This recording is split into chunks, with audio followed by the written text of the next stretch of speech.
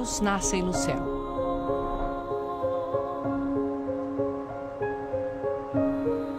O Yangtze toca o chão em flocos de neve no alto do Himalaia, a maior cadeia de montanhas do planeta.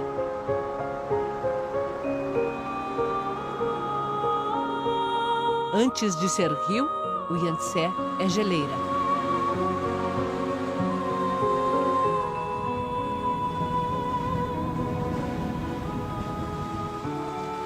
Na primavera se derrete em milhares de pequenos córregos que descem as montanhas.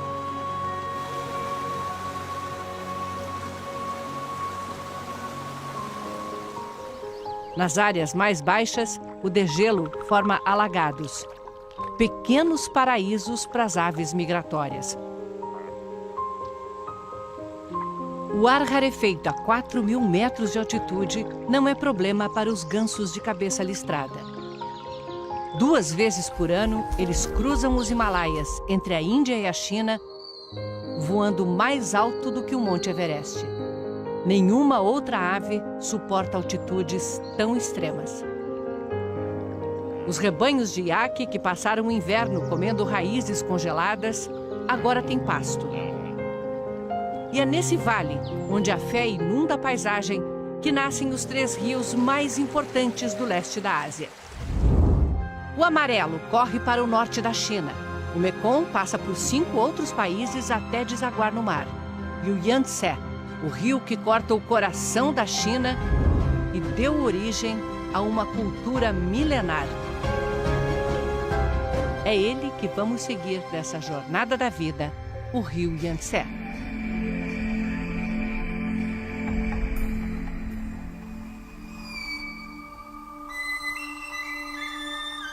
Estamos em Yushu, província de Qinghai, parte do antigo Tibete. No alto das montanhas, bandeirinhas de oração. Em cada uma está escrito um mantra. As palavras de Buda para serem levadas pelo vento. Nas paredes de pedra, os mantras são como guardiões desses vales de clima caprichoso, onde o tempo muda muito rápido.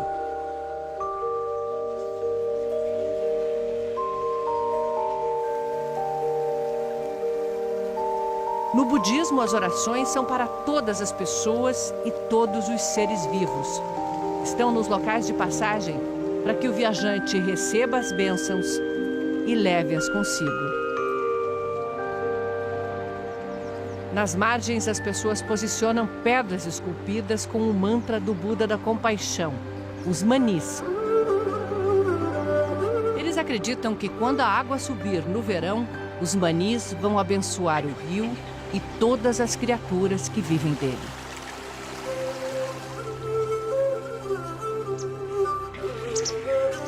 Este é o primeiro lugar onde o Yangtze já tem corpo de rio e vai ganhando mais volume a cada riacho de águas limpas que alcança suas margens.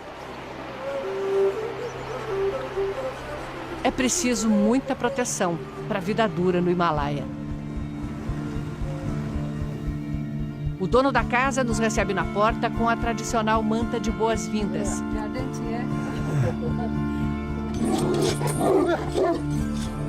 O casal nos convida para o almoço, na casa que tem um colorido aconchegante. Enquanto comemos biscoitos da sorte, a senhora Yamakaiku alimenta o fogo com esterco seco de iaque. Iaque é tudo aqui. A carne que cozinha na água e recheia os bolinhos feitos no vapor. A manteiga que dá substância para o chá.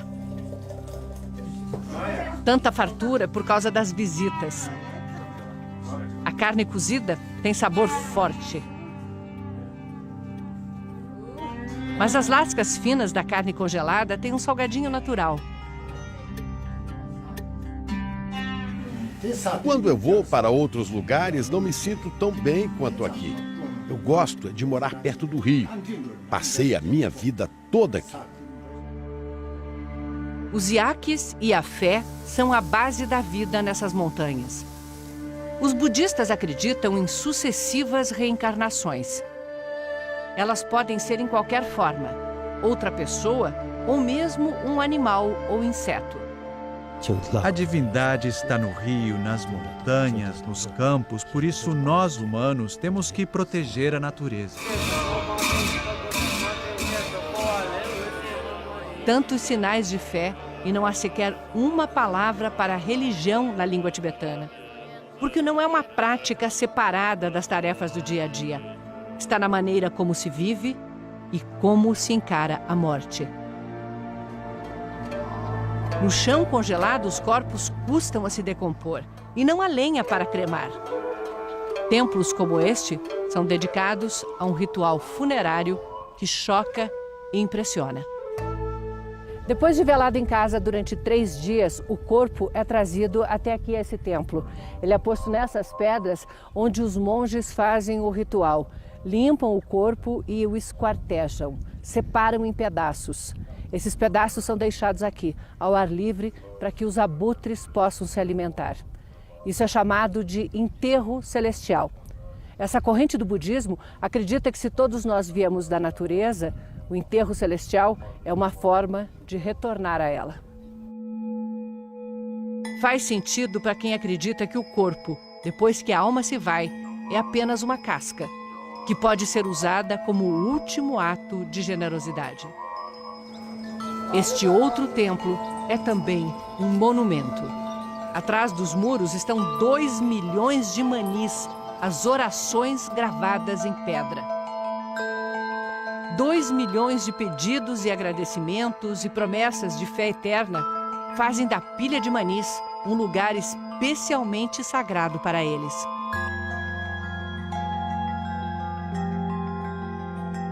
Os fiéis peregrinam ao redor do prédio, sempre em sentido horário.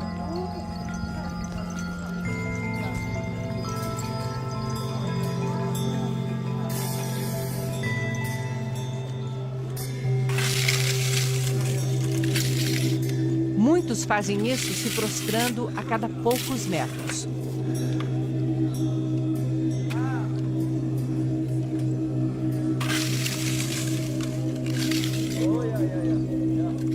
Multiplicam as preces, girando mantras que levam nas mãos. Ou as centenas de rodas de oração que cercam o templo.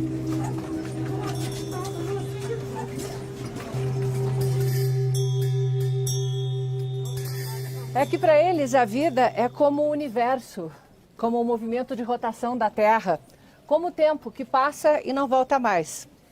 Não volta, mas carrega com ele o passado. É também como o rio, corre sempre na mesma direção e avança do passado para o futuro. Seguimos o Yangtze pelas montanhas até a província de Yunnan. Cidade antiga de Lijiang. Há 1000 anos era a principal parada no acesso sul da Rota da Seda. Os sinais da riqueza do período ainda são evidentes. Nos telhados tradicionais das casas de pátio interno, nas ruas onde os carros nunca conseguiram entrar. Cedinho, as mulheres da etnia Naxi preparam comida na rua. Bolinhos de batata e de tofu, o queijo de soja. E um molho de pimenta muito forte para esquentar amanhã. Por toda a cidade, água limpa do rio corre em canais milenares. E alimenta os poços da cidade antiga. São sempre 3. Os formatos variam, mas a lógica não.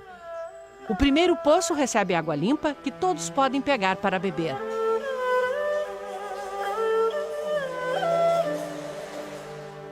O segundo, de água ainda pura, serve para lavar os alimentos.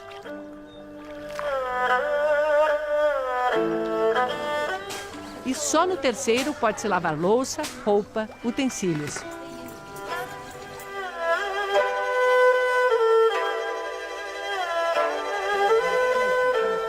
O incrível é que a água encanada chegou a praticamente todas as casas aqui da cidade histórica há alguns anos. Só que essa é uma tradição de 8 séculos E as pessoas ainda confiam mais na água dos poços do que naquela que sai da torneira. O povo Naxi desenvolveu uma cultura rica que quase desapareceu, mas começa a ser resgatada. Num casarão, mulheres reunidas em torno dos fios de seda. Uma escola de bordados.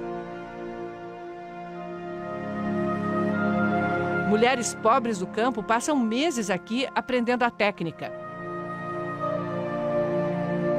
A professora se emociona quando fala sobre o impacto que a chegada de uma bordadeira tem numa vila do interior. Se isso significar uma ajuda financeira para elas, então o nosso trabalho se cumpre.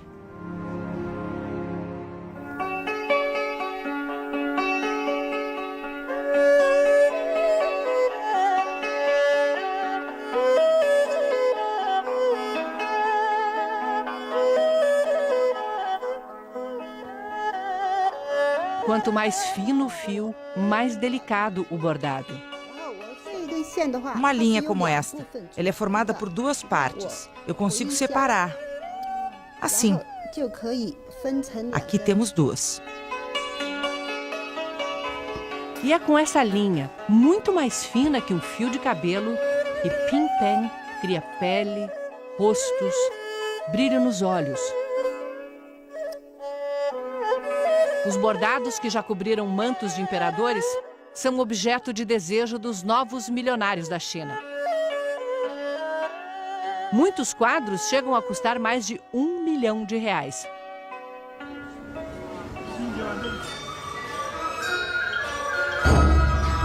Num teatro pequeno, uma música ainda mais antiga do que a cidade. Alguns dos instrumentos só existem aqui. A música de orquestra Naxi já foi o deleite de uma cultura na qual as mulheres cuidavam dos negócios e os homens só se dedicavam às artes. Todos os músicos estão na faixa dos 70 anos. A música Naxi vai viver enquanto eles fizerem ecoar esses acordes nas margens do Yangtze. Nas curvas perigosas do rio, os povos antigos construíam torres que serviam como faróis para os navegantes. Mas os chineses se sentiam protegidos de formas mais misteriosas.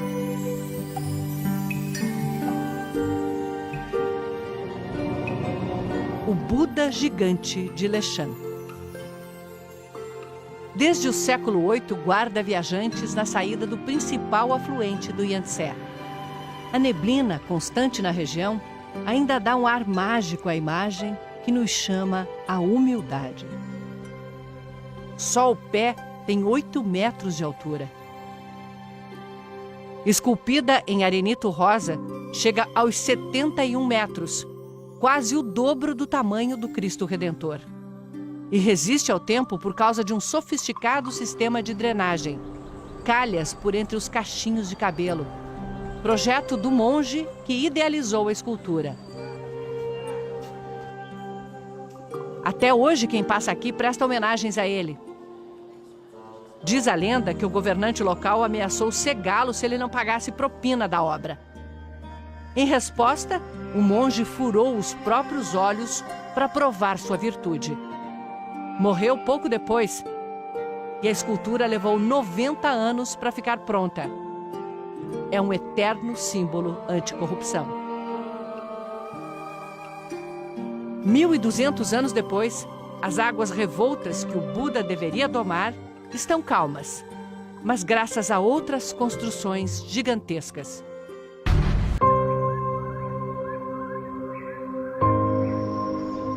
As Gargantas do Yangtze. Uma escultura de 40 milhões de anos, feita pela água que corta as montanhas calcárias. 200 quilômetros de uma paisagem dramática do que os chineses chamam simplesmente de o Rio Grande. E o resto do mundo conhece com outro nome: a Jornada da Vida, Rio Yangtze.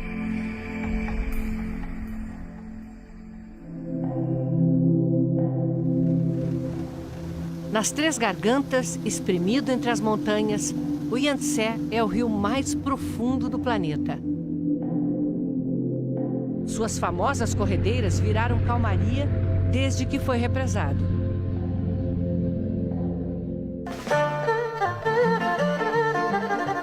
Chongqing, a primeira de uma série de megacidades banhadas pelo Yangtze. Até pouco tempo atrás, Chongqing era apenas uma grande cidade ribeirinha que dependia do rio para tudo. Do rio e dos Bang Bang, carregadores equilibristas. Lian Jianping botou 2 filhos na universidade, subindo e descendo escadas, levando nas costas cargas maiores do que o seu próprio peso. Ele nem reclama que os novos tempos tiraram clientes. A mudança foi grande, muito grande. A abertura foi boa e tivemos um bom desenvolvimento. Bom, Chongqing tem o maior crescimento econômico da China nos últimos 20 anos. A riqueza produzida dobra a cada 4 anos. Praticamente toda a cidade foi posta abaixo e reerguida num sem fim de arranha-céus para acomodar 18 milhões de moradores. Chongqing tem pressa. Viadutos e pontes que se cruzam e se confundem. 300 quilômetros de metrô, 100 deles em monotrilho suspenso.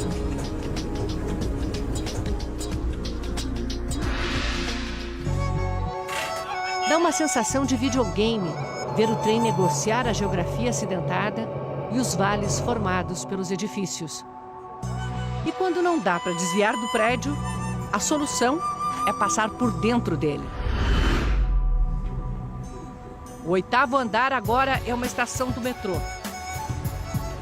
Em cima, mais 14 andares.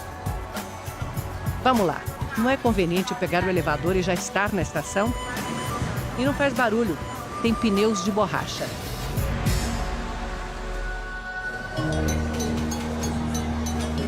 Na China, a expressão para multidão é montanha de gente, mar de gente. Principalmente nos lugares de lazer em fins de semana. Na cidade histórica de Chongqing, o programa é comer pimenta. Dá forte. O preparo do macarrão já é um show.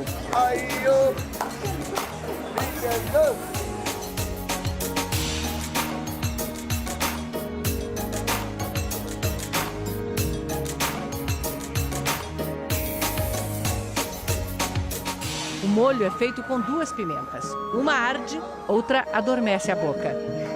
É a melhor refeição que se pode ter num boteco chinês. Durante a Segunda Guerra, Chongqing foi a sede da resistência à invasão japonesa. Aqui, a quase 2.000 quilômetros do litoral, operavam os famosos Tigres Voadores, um esquadrão de pilotos americanos que defendeu as rotas de abastecimento da China e ajudou a conter as forças japonesas. Conseguiram. Os japoneses invadiram Xangai na boca do Yangtze em 1937, mas nunca conquistaram este ponto do rio.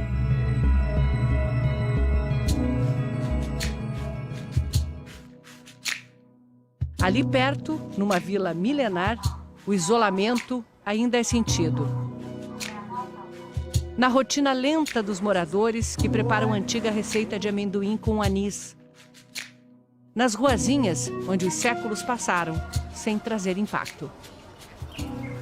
Pois essa cidadezinha, durante a Segunda Guerra Mundial, foi um grande centro da cultura chinesa. Universidades inteiras se mudaram para cá, com alunos e professores, e continuaram as aulas normalmente. Até os tesouros da Cidade Proibida ficaram escondidos aqui, no coração da China, bem longe do litoral, que estava sendo bombardeado pelos japoneses. Domingo no parque. Chineses adoram atividades ao ar livre.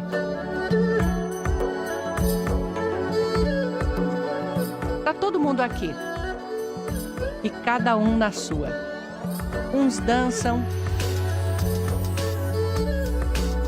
Outros escrevem com água poemas que evaporam antes de se chegar ao último verso. tanta gente que um alarme avisa quando o nível de decibéis passa do suportável. Na casa de chá, o que acompanha uma xícara quentinha é limpar o ouvido. Assim, na frente de todo mundo. Eu tô com a sensação de que eu não devia estar fazendo isso.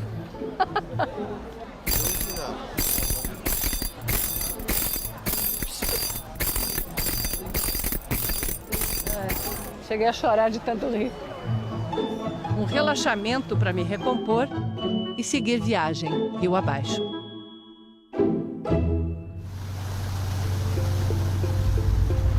vai e vem de cargueiros não para nem na maior hidrelétrica do mundo. Três Gargantas, uma obra de números impressionantes. 1,5 milhão de pessoas reassentadas, 600 quilômetros de rio represados, 180 metros de altura. E o que acontece quando um navio desse tamanho, pesando 3.000 toneladas, 87 metros de comprimento, 15 de largura, levando 1.000 passageiros, chega a esse paredão de concreto? Pega o elevador. O piloto reduz a velocidade numa aproximação cuidadosa. A impressão é de que o barco não cabe nesse espaço. A cancela sobe enquanto uma comporta submerge.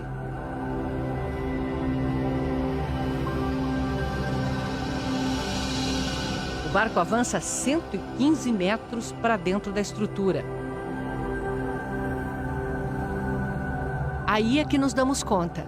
O rio está lá embaixo, a 113 metros, altura de um prédio de 35 andares. O navio, e nós dentro dele, estamos numa espécie de bacia de água, que vai começar a descer. Desenhado por engenheiros alemães, o elevador usa contrapesos regulados com água para subir e descer. A descida é extremamente suave. Nos fundos, já vemos a comporta que segura a água lá em cima.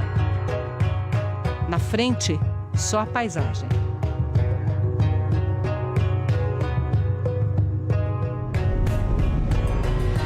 Quando atingimos o nível do rio, a comporta se abre e saímos por um canal separado da vazão da usina. Visto daqui de baixo, o elevador volta a parecer só um buraco na parede. Na neblina, mal se vê a entrada das eclusas, por onde sobem e descem os navios de carga. São como degraus.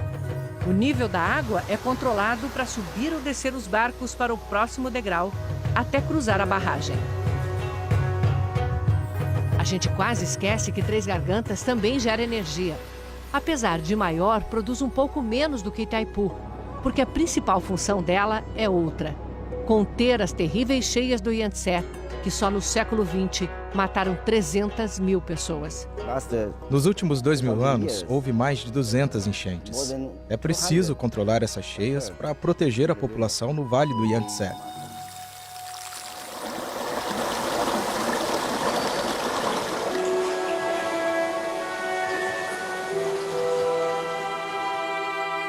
Entre tantas montanhas, uma ajudou a formar a alma do povo chinês. Wudanshan. Há 2.000 anos, um novo tipo de religião começou a tomar forma aqui: o taoísmo. O dia amanhece com as orações ritmadas. No altar não há deuses, mas figuras que representam personagens que tiveram vidas exemplares.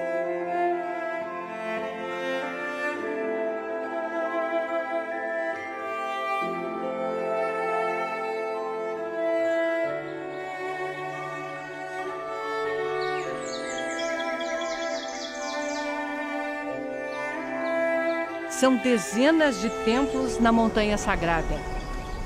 Imensos conjuntos de construções escondidos pelas árvores. Encrustados nas pedras, colados nos abismos.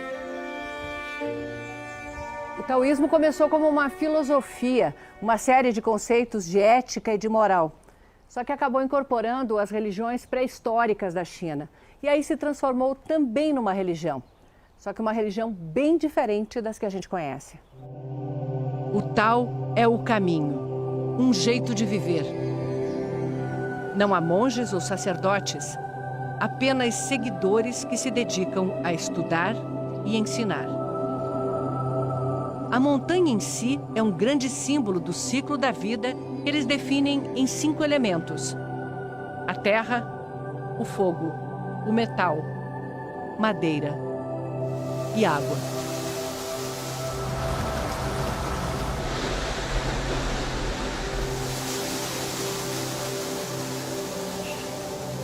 Bandos de macacos rezos, naturais da montanha, circulam pelos templos. Numa caverna, o ermitão passa os dias com seus livros e conselhos para quem quer viver bem e muito. Fale doce, mas fale claro.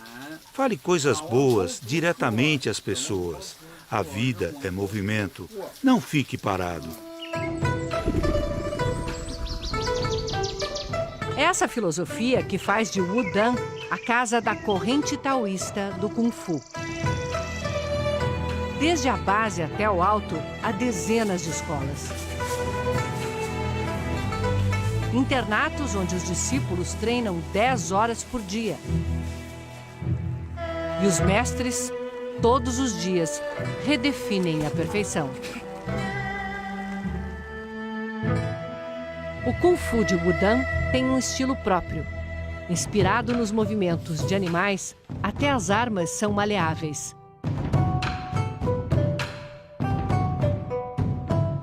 Nesse Kung Fu, a delicadeza vence a força. E faz nascer outra arte marcial, o Tai Chi Chuan.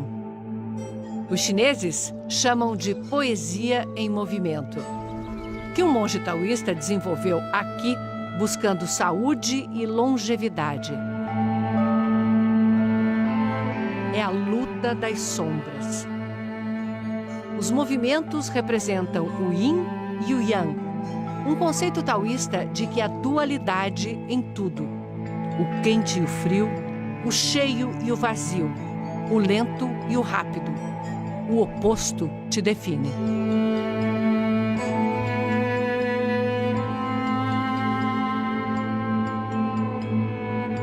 Chen tem 16 anos e já passou a metade da vida na montanha. Trocou a casa dos pais pelos pavilhões milenares. Se dedica a aprimorar os movimentos.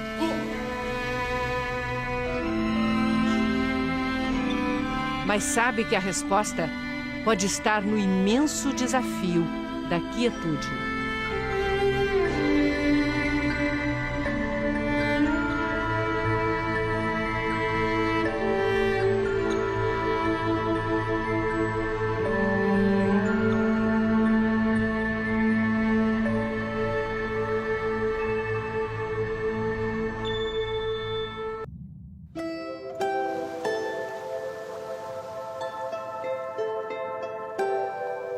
Os avós desses agricultores e seus avós, e os avós dos avós por 500 gerações.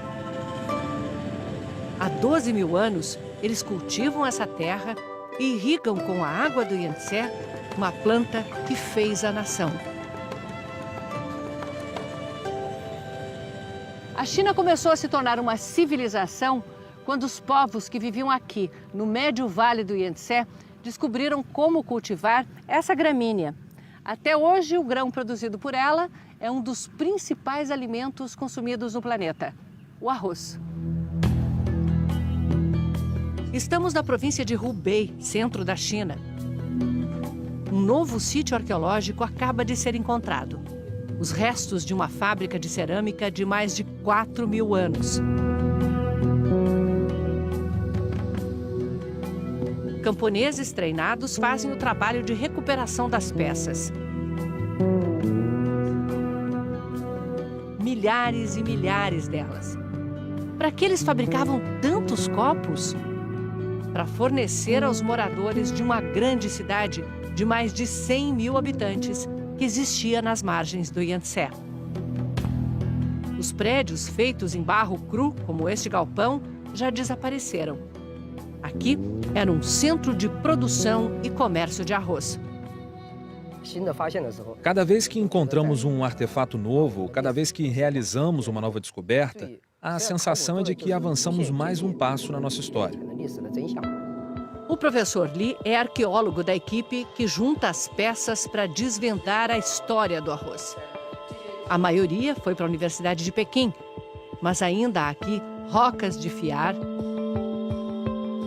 figurinhas de animais, vasos e potes.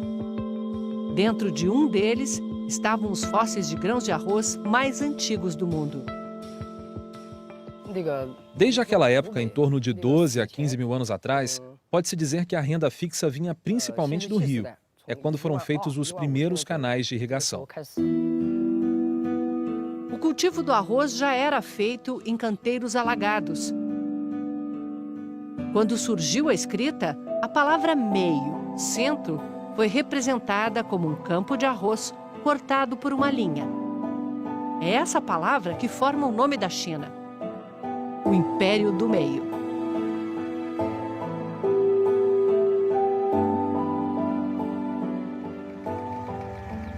A Jornada da Vida, Rio Yangtze.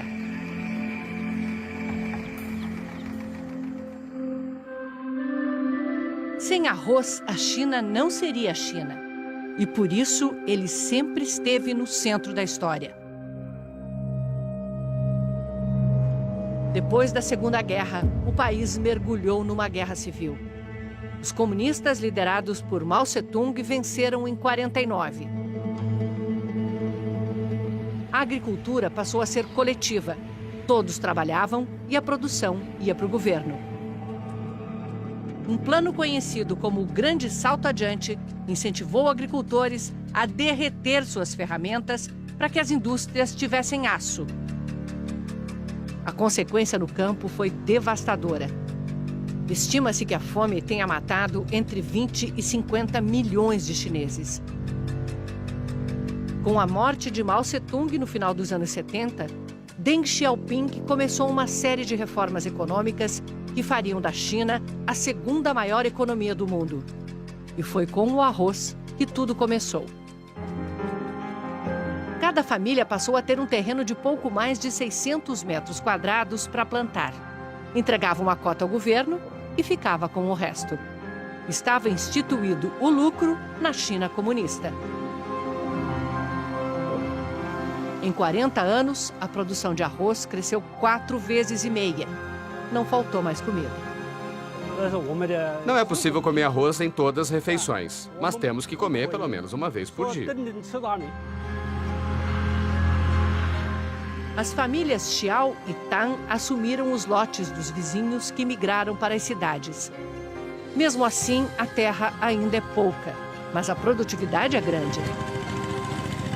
As máquinas desenhadas para eles. Na micropropriedade, microtrator. Nossa semente agora é de boa qualidade e rende bem mais do que antes. Uma mesa posta na China é a amostra da fartura ofertada pelo Yangtze. Chegamos ao Baixo Vale. Aqui o rio alimenta uma infinidade de lagos e canais.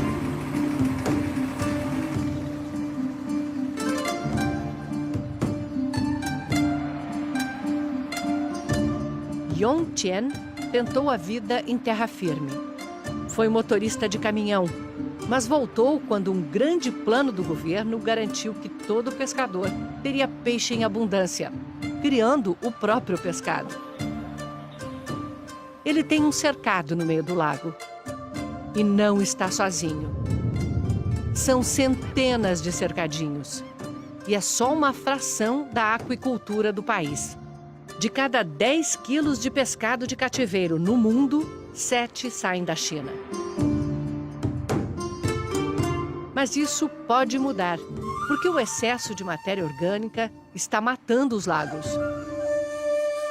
Já é a terceira vez que o governo manda diminuir a produção. E está funcionando. A água está mais limpa. Água limpa não é uma questão de amor à natureza aqui. Sem ela, morre outra indústria bilionária: o cultivo de pérolas de água doce. Começa com o implante de pedacinhos de tecido de outros moluscos.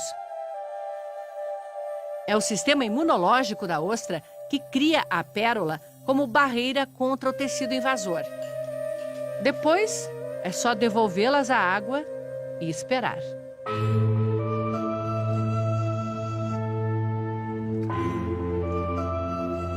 Acompanhamos o produtor Xin Yuan Ji num dia de colheita.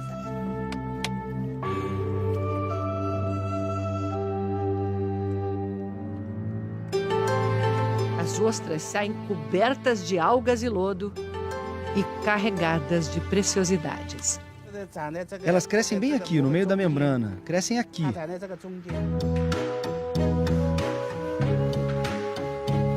Olha o tanto de pérolas que está saindo daqui. E tem mais do outro lado. Essa é redonda, é boa, muito bonita. Essa tá bonitona, grandona.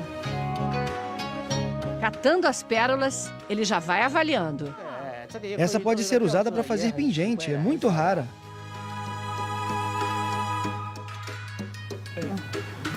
Achei mais uma. E o senhor Di conta, orgulhoso. 28 pérolas dentro de uma ostra só.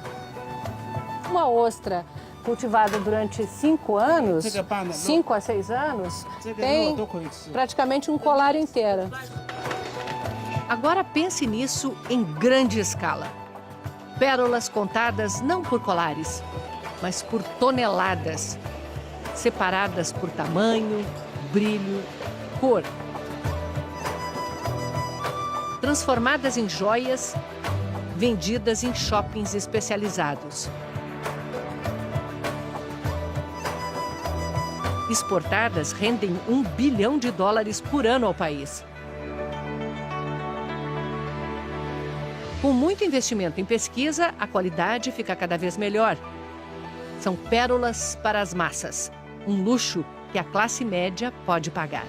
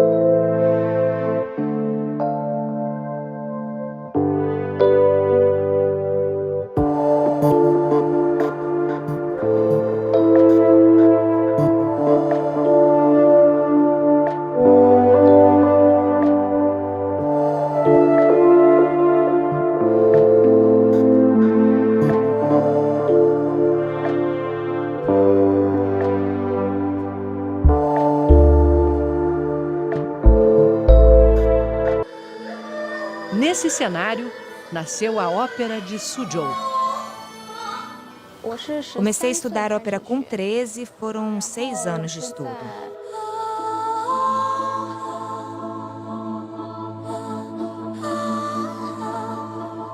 O que faz uma jovem do século XXI passar a vida se transformando numa princesa da China medieval? Como posso explicar? A ópera é uma beleza. O figurino, os adornos de cabeça, a maquiagem, é tudo muito lindo. 6 dias por semana, ela enfrenta 3 horas de preparação. É a princesa que supera o tempo e a morte pelo amor de um jovem estudante. Hoje, a apresentação é só um ato.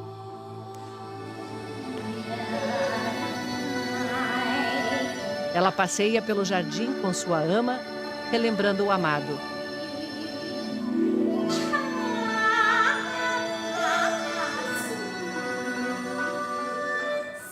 A ópera inteira tem 55 cenas e dura 22 horas. Era a novela da China antiga.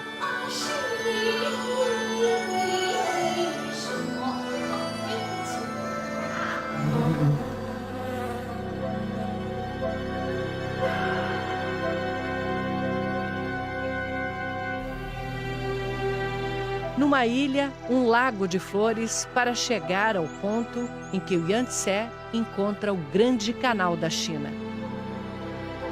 Uma obra tão impressionante quanto a famosa muralha no norte do país. Começou a ser construído no ano 400 a.C. e foi sendo ampliado por mais de 1000 anos. O canal começa em Hangzhou, ao sul, liga o Yangtze ao Rio Amarelo e segue até Pequim.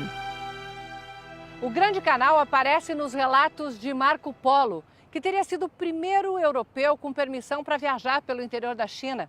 Isso no século XIV.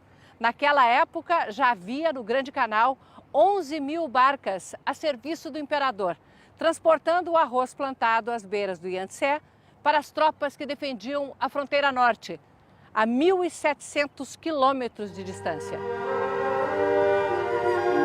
O canal garantia o transporte sem os perigos do mar aberto. Os milênios se passam e ele continua sendo usado intensamente. Uma prova da vocação chinesa para grandes obras.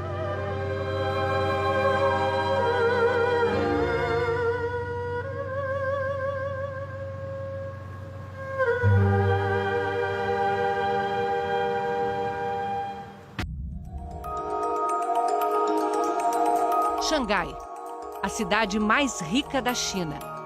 O cartão de visitas do que o país quer ser no século XXI.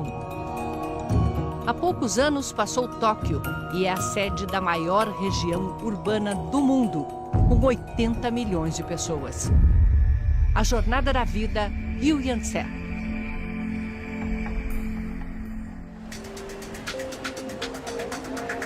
A estação do Gaotie, trem-bala em Suzhou, está movimentada.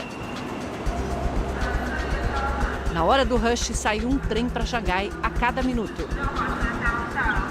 É para lá que vamos.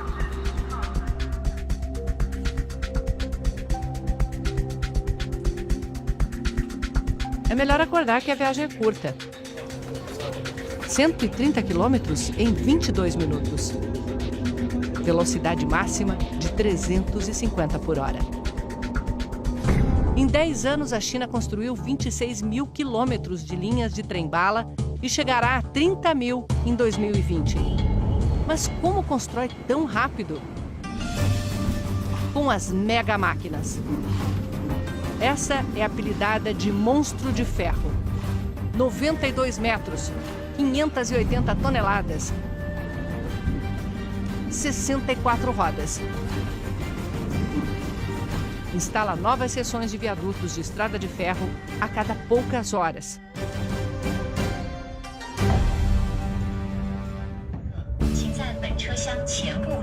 No trajeto, uma cidade colada à outra, formando a megalópole. Neste trecho há tanto movimento que são 2 linhas paralelas de trem-bala.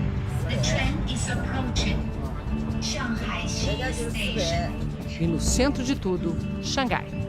O nome quer dizer a beira-mar, a cidade na foz do Yangtze. A cidade foi um grande mercado financeiro nos anos 30, quando era sede das ocupações estrangeiras. Era a Paris da Ásia. Símbolo de opulência e decadência. A ocupação japonesa, em 37, destruiu boa parte de Xangai. Mas a cidade ainda guarda o glamour da arquitetura europeia no Bund, às margens do rio Huangpu, um braço do Yangtze. Agora ofuscado pela paisagem futurista da margem leste, o Pudong. Prédios que parecem desafiar a lei da gravidade e removem tudo o que está no caminho. Essas lojas aqui vão resistir ainda uns 10 ou 20 anos, mas é cada vez mais difícil se manter. Shang Ma, do Departamento de Planejamento Urbano, diz que quando o governo decide, transfere os moradores e a cidade nova avança. Onde a obra, em vez de tapumes, muros verdes.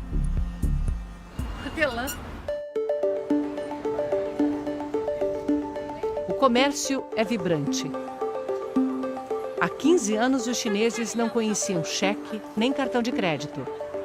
Agora pagam tudo pelo celular, que funciona como cartão de débito.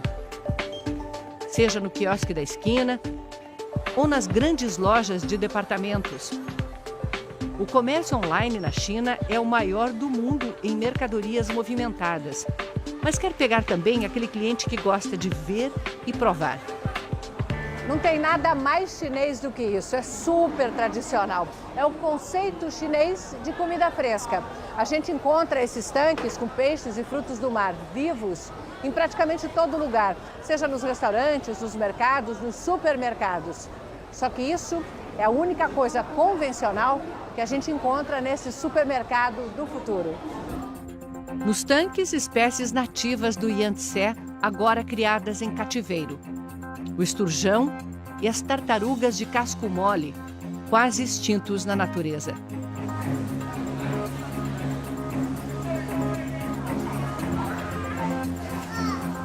Se o cliente quiser, a cozinha prepara na hora para ser consumido aqui mesmo.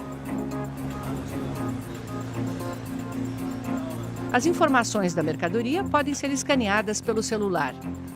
Me disseram que esse café aqui é do Brasil, então é só escanear o código de barras. Paxi, que é Brasil, está confirmado. Vou levar esse aqui. Você escolhe, põe na cesta e viaja pela loja. E as compras seguem direto para a entrega em sua casa, em menos de 1 hora. Nesta loja piloto, uma experiência de compra completamente diferente. Na entrada, você apresenta o celular e passa pela câmera de reconhecimento facial. Não tem nenhum funcionário. Somos observados por muitas câmeras, mas elas não estão preocupadas com furto. Tem software de inteligência artificial que estuda o comportamento do cliente. Um sorriso dá um desconto, um truque para aumentar o estoque de imagens e aprimorar o reconhecimento. Agora vem a parte mais fácil da compra. É só sair da loja. Porque quando a gente passa por esses sensores aqui, eles identificam os produtos que a gente está carregando. Aí a gente olha para a câmera, ela vê quem fez a compra e o valor total já é descontado direto da sua conta bancária. Reconhecimento facial está em toda parte na China. São 200 milhões de câmeras em todo o país. Impossível embarcar num trem ou avião sem ser observado, ou andar na rua. Nos lugares sensíveis, elas se multiplicam. Checam também as placas de carro, comportamento dos veículos, confrontando o conceito de que, ao enriquecer, a China ficaria mais democrática e aberta. A verdade é que o desenvolvimento econômico e as novas tecnologias estão ajudando o Partido Comunista a se perpetuar no poder. A China hoje está se tornando um grande estado de vigilância, um Big Brother com 1 bilhão e 400 milhões de participantes. E um governo que vê tudo e sabe tudo é um governo que controla tudo. Sem leis de proteção à privacidade, o governo dá às empresas acesso ao banco de dados com informações de toda a população. Big Data é o segredo da liderança chinesa nessa área. E ficou evidente há poucos meses quando um homem procurado pela polícia foi reconhecido num show em meio a 60 mil pessoas. A imagem dele foi checada em um banco de dados em menos de 0,0001 segundo. Por isso, ele foi encontrado tão facilmente. James Wong coordena uma equipe de 6 mil engenheiros que pesquisam inovações na maior empresa de câmeras de vigilância da China. Eles fazem uma demonstração do produto. Todo mundo que está ficando verdinho é porque foi reconhecido pelo sistema, porque eles estão no banco de dados, mas eu não estou, então eu continuo com esse quadrado vermelho no rosto. Mesmo assim, a câmera está identificando algumas coisas a meu respeito. Vamos ver o que é. Sabe que sou mulher e, depois de alguns minutos, acerta também a minha idade e altura. A A China abraça inovações tecnológicas e soluções baratas. Hoje a cidade tem 1,5 milhão de bicicletas de aplicativo. Elas fazem parte do sistema de transporte urbano, ligando distâncias de 1 ou 2 quilômetros até o metrô.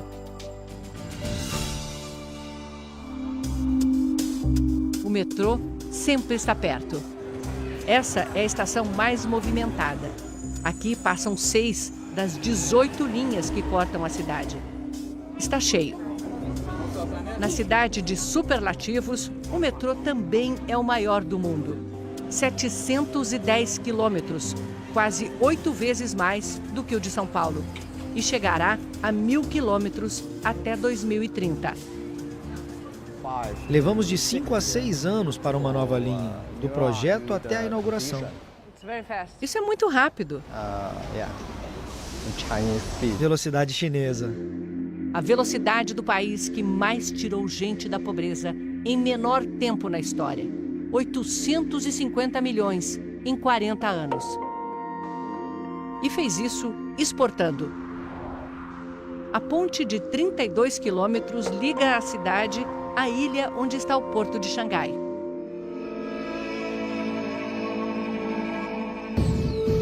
Não se surpreenda, também é o maior do mundo.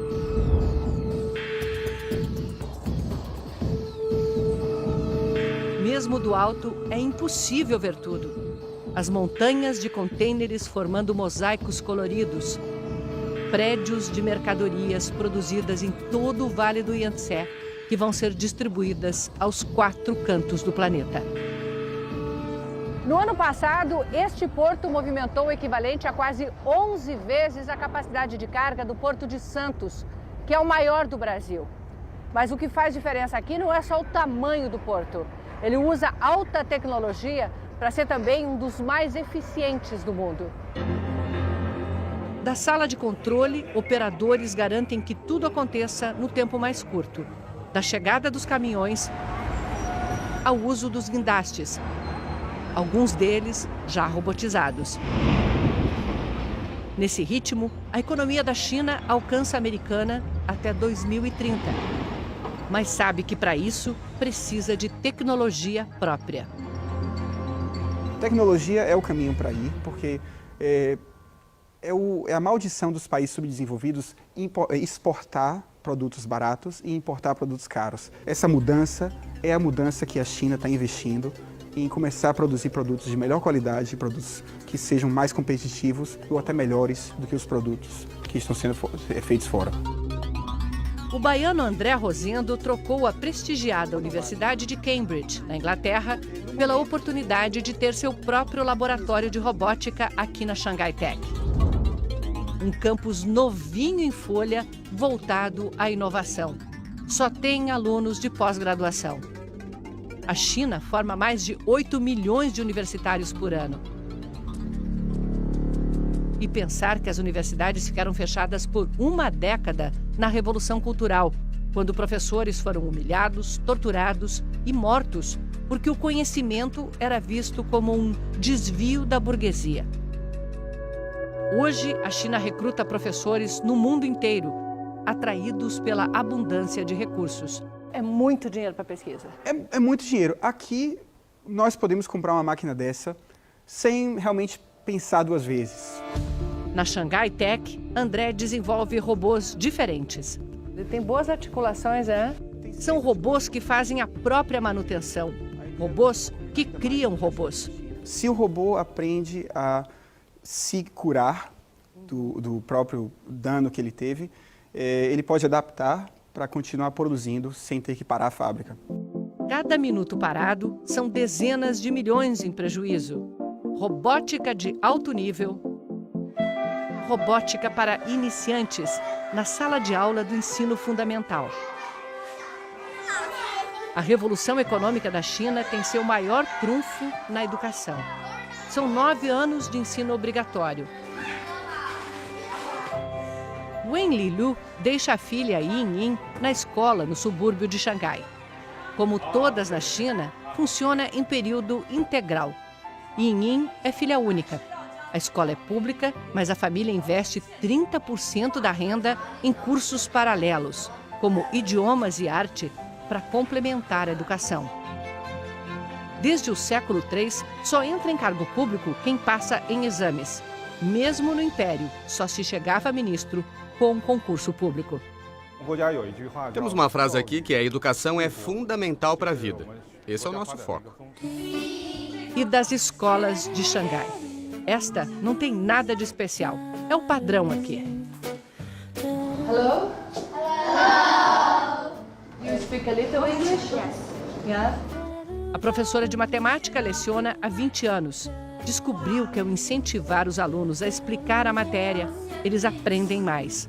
Garante que as crianças estudam muito, mas tem tempo para se divertir. Bye bye.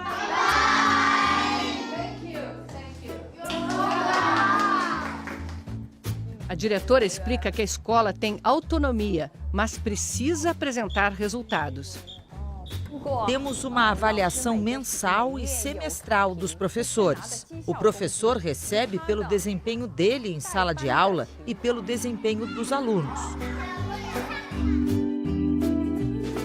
Aqui um estudante vai mais longe em menos tempo. Se Xangai fosse um país, teria a melhor educação do mundo.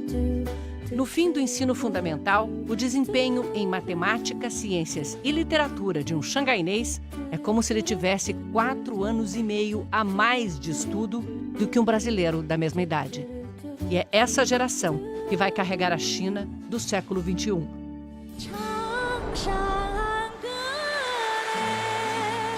Um país que avança para o futuro como o Yangtze desce do Himalaia, carregando o seu passado,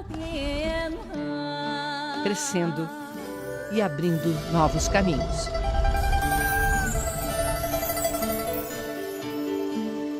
A Jornada da Vida, Rio Yangtze.